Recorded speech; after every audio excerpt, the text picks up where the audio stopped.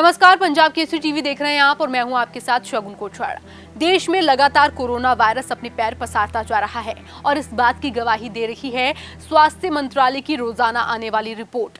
केंद्र और राज्य सरकारों को लोगों के स्वास्थ्य की चिंता है, लेकिन इसी चिंता के बीच चुनाव प्रचार, राजनीतिक रैलियां, जनसभाएं लगातार जारी हैं।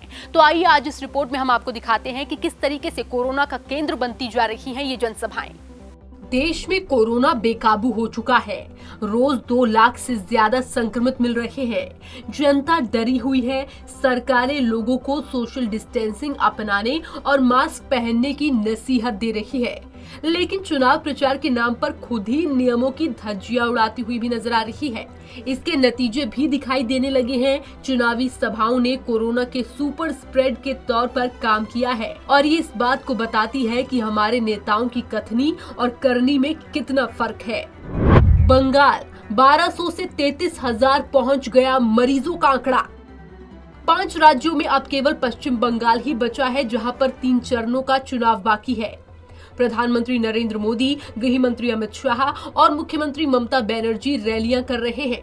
इन रैलियों में लाखों की भीड़ आती है। 90% लोग बगैर मास्क के होते हैं। सोशल डिस्टेंसिंग का तो जिक्र तक नहीं होता। यहाँ प्रधानमंत्री मोदी की अगले 8 दिनों के अंदर 6, अमित शाह की 10 और ममता बनर्जी की 17 रैलियां होनी है। इसके अलावा अन्य नेताओं की सभा और बैठकों की कोई गिनती नहीं है। 26 फरवरी को चुनाव तारीखों का ऐलान हुआ। उस दिन से लेकर आज तक कोरोना की रफ्तार 2663% बढ़ गई है। ये ग्रोथ रेट 26 फरवरी से लेकर 4 मार्च यानी कि 7 दिनों में मिले कोरोना के कुल आंकड़े और इस हफ्ते यानी कि 10 से 16 अप्रैल के बीच मिले आंकड़ों के आधार पर निकाले गए हैं। 26 फरवरी से 4 मार्च के बीच 1205 मरीज मिले थे, जबकि अभी 10 से 16 अप्रैल के बीच 33,297 मरीजों की पहचान हुई। केरल चुनाव खत्म होते ही टूटने लगे कोरोना के पुराने रिकॉर्ड। यहाँ 6 मार्च को चुनावी शोरगुल थम गया, लेकिन अब कोरोना का हाहाकार मचा हुआ है। जब तक यहाँ पर चुनाव था, तब तक नेताओं ने खूब रैलियां की, सभाओं में भारी भीड़ जुटाई।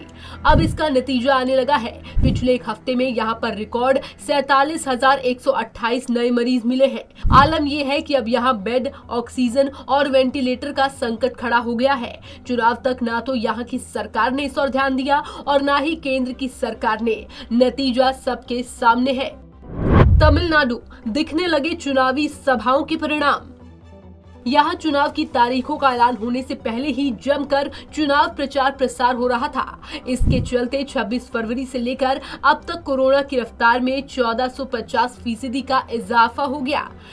इन 6 हफ्तों में भले ही चुनाव के नतीजे नहीं आए, लेकिन उसके लिए हुई रैलियों और जनसभाओं का नतीजा साफ देखने को मिल रहा है। फरवरी में हर 7 दिन में करीब 2000 मरीज मिलते थे, अब ये बढ़कर सीधे 44,000 हो गए हैं। असम एक हफ्ते में आ रहे करीब 3000 मरीज। यहाँ 3 चरणों में चुनाव हुए। 27 मार्च, 1 और 6 अप्रैल को लोगों ने वोट डाले। प्रधानमंत्री मोदी, गृह मंत्री अमित शाह, कांग्रेस नेता राहुल गांधी, प्रियंका वाड्रा सबने खूब रैलियां की। नतीजा ये हुआ कि फरवरी में 7 दिन के अंदर जहां केवल 95 कोरोना मरीज मिल रहे थे, अब वहां पर एक हफ्ते में 2,982 केस आ रहे हैं। आंकड़ों पर विश्वास करें तो लगता है कि यह भी शुरुआत है। रैलियों में तो भीड़ पहुंची थी, उसका असली असर तो आने वाले दिनों में देखने को मिलेगा। चुनावी रैलियों ने पुडुचेरी को भी नहीं बख्शा। कम आबादी के चलते पुडुचेरी देश के बाकी राज्यों के मुकाबले पहले कोरोना से काफी सुरक्षित था। बहुमुश्किल 10 से 20 मामले रोज आते थे, लेकिन चुनावी रैलियों के बाद अब हर दिन 500 से ज्यादा लोग संक्रमित मिल रहे हैं। यहाँ कोरोना की रफ्तार में 2638% का इजाफा हुआ है। ये आलम तब है जब यहाँ होने वाली ज्यादातर चुनावी रैलियों में कोविड नियमों का अच्छे से लोगों ने पालन किया था। 1-2 सभाओं को छोड़ दें तो ज्यादातर में लोग मास्क के साथ देखे गए। पंजाब केसरी टीवी के लिए ब्यूरो रिपोर्ट।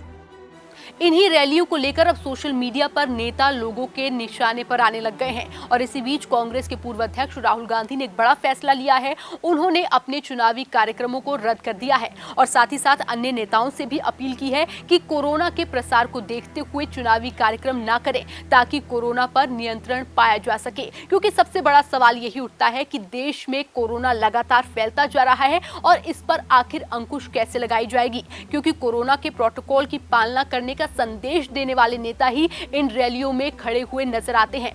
फिलहाल मेरे साथ बस इतना ही। देखते रहिए पंजाब केसरी टीवी।